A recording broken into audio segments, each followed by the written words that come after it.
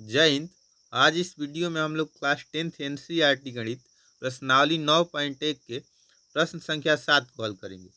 देखिए प्रश्न संख्या 7 है, भूमि के एक बिंदु से एक 20 मीटर ऊंचे भवन के शिखर पर लगा एक संचार मीनार के तल और शिखर के उन्नयन कोण क्रमशः 45 डिग्री और 60 डिग्री है। मीनार की ऊंचाई ज्ञात कीजिए। देखिए इसको हम लोग फिगर के माध्यम से समझेंगे और इसको हल करेंगे। देखिए इस फिगर में एक भवन है और इसके ऊपर एक संचार मीनार जिसको हम लोग टावर बोलते हैं, इसके ऊपर है। ठीक है, अब देखिए संचार मीनार का जो तल है यानी कि नीचे वाला भाग सबसे, उससे इस भूमि के एक बिंदु से इसका उन्नयन कोण देखिए 45 डिग्री है। यहाँ से जो दृष्टि रेखा बन रहा है और ये वाला कोण 45 डिग्री है और इस संचार मीनार के शिखर जो है उसका उन्नयन कोण 60 डिग्री दिया गया है। तो हम लोगों को इस मीनार की ऊंचाई ज्ञात करनी है और देखिए इसमें दिया गया है कि जो भवन है उसका ऊंचाई यानी कि यहाँ से यहाँ तक की ऊंचाई 20 मीटर है। देखिए यहाँ एक्चुअल फिगर हम लोगों को समझने के लिए बनाया गया है, हम समझने के लिए यहाँ बनाए थे, लेकिन हम लोगों को एग्जाम में इसका रेखा चित्र बनाना है, एक्चुअल फिगर नहीं बनाना है। तो देखिए इसमें ए बी एक क्या है, भवन है और इसके ऊपर बी सी एक टावर है, संचार मीनार है। अब देखिए भूमि पर एक बिंदु डी है और इस बिंदु डी से जो संचार मीनार है उसके तल का उन्नयन कोण जो है वह है 45 डिग्री और इसके शिखर का उन्नयन कोण है 60 डिग्री। तो इसमें हम लोगों को मीनार की ऊंचाई ज्ञात करनी है। तो देखिए मीनार की ऊंचाई क्या होगा, बीसी, यानी कि बीसी को हम लोगों को निकालना है। जैसा फिगर है उसको हम लोग सबसे पहले लिखेंगे। तो लिखेंगे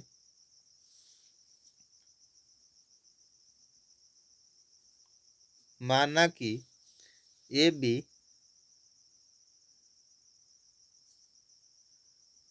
भवन के ऊपर,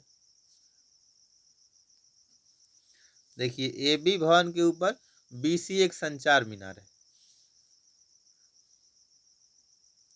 बीसी एक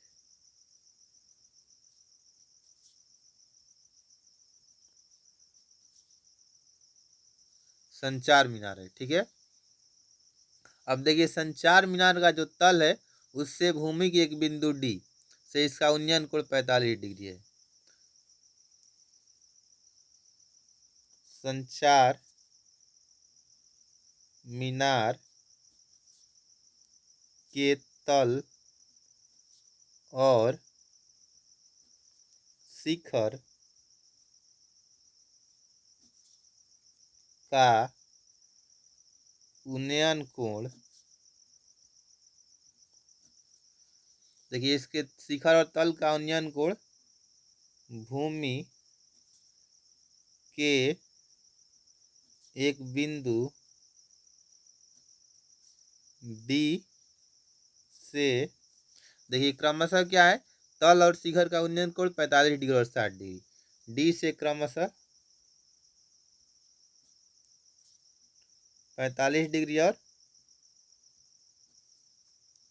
60 डिग्री है। एग्जाम में हम लोगों को इस तरह से लिख देना होगा, ऐसा लिखने से एग्जाम में नंबर नहीं काटा जाएगा। तो देखिए इतना हम लोग लिख दिए। अब हम लोग देखिए यहाँ जो त्रिभुज बनेगा वो समकोण त्रिभुज बनेगा, ए बी डी भी समकोण त्रिभुज होगा और ए सी डी भी होगा। तो सबसे पहले हम लोग समकोण त्रिभुज ए बी डी में चलेंगे और ए डी का मान निकाल लेंगे। ठीक है, tan थीटा की मदद से। और इसके बाद हम लोग ए सी डी में चलेंगे और ए सी का मान निकालेंगे। और देखिए ए बी का दिया गया है मान, तो ए सी का मान निकाल लेंगे तो उसमें से हम लोग ए बी घटा देंगे तो बी सी का मान आ जाएगा। तो देखिए अब हम लोग चलेंगे समकोण त्रिभुज ए बी डी में। समकोण त्रिभुज ए बी डी में देखिए 45 डिग्री यहाँ है तो tan 45 डिग्री हम लोग लिखेंगे, tan 45 डिग्री बराबर होगा, देखिए लंब बटा आधार होता है, tan थीटा बराबर लंब बटा आधार। तो यहाँ लंब है ए बी, देखिए थीटा के सामने वाला कोण क्या होता है, लंब होता है। तो ए बी बटा आधार होगा ए डी। ठीक है, अब देखिए tan 45 डिग्री का मान होता है 1, बराबर हो जाएगा, ए बी का मान इसमें 20 दिया गया है और ए डी नहीं दिया गया है। अब देखिए इसके नीचे कुछ नहीं है तो एक के नीचे हम लोग एक लिख सकते हैं।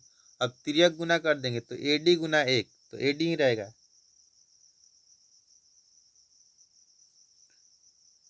तो देखिए ए डी बराबर हो जाएगा, 1 से 20 में गुना होगा तब 20, यानी कि ए डी का मान आ गया 20 मीटर।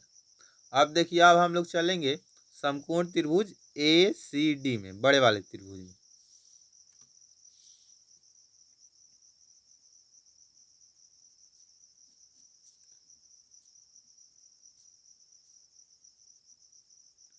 तो देखिए समकोण त्रिभुज ए सी डी में, इसमें भी हम लोग tan थीटा लेंगे और tan इसमें 60 डिग्री। देखिए जो कोण डी है ए सी डी के लिए, यहाँ से यहाँ तक ये 60 डिग्री है। तो हम लोग लिखेंगे tan 60 डिग्री बराबर, तो देखिए tan थीटा बराबर लंब बटा आधार होता है, तो इसमें लंब होगा ए सी, यहाँ से यहाँ तक, तो ए सी होगा और आधार तो वहीं रहेगा ए डी। तो हो जाएगा tan 60 डिग्री बराबर ए सी बटा ए डी बराबर हो जाएगा। अब देखिए ए सी को हम लोग A B plus B C लिख सकते हैं, ठीक है। तो यहाँ लिखेंगे A B plus B C बटा में ए डी। अब देखिए यहाँ ए बी का जो मान है 20 दिया गया है। अब हम लोग इसमें आगे चलेंगे तो देखिए tan 60 डिग्री का मान क्या होता है, √3।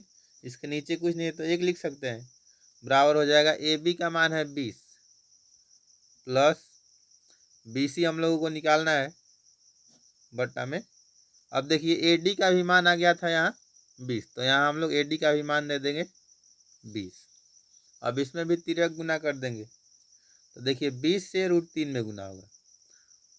तो हम लोग इसको इधर लेके आते हैं, BC निकालना है, तो 20 प्लस BC से 1 में गुना होगा तो 20 प्लस BC ही रहेगा। अब 20 से इस √3 में गुना होगा तो 20 √3 होगा। यहाँ से BC बराबर हो जाएगा 20 √3 माइनस 20।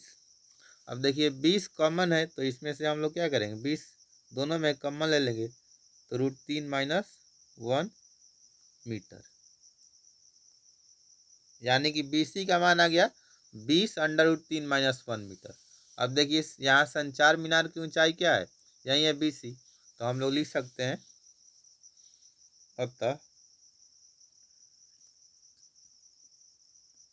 मीनार की ऊंचाई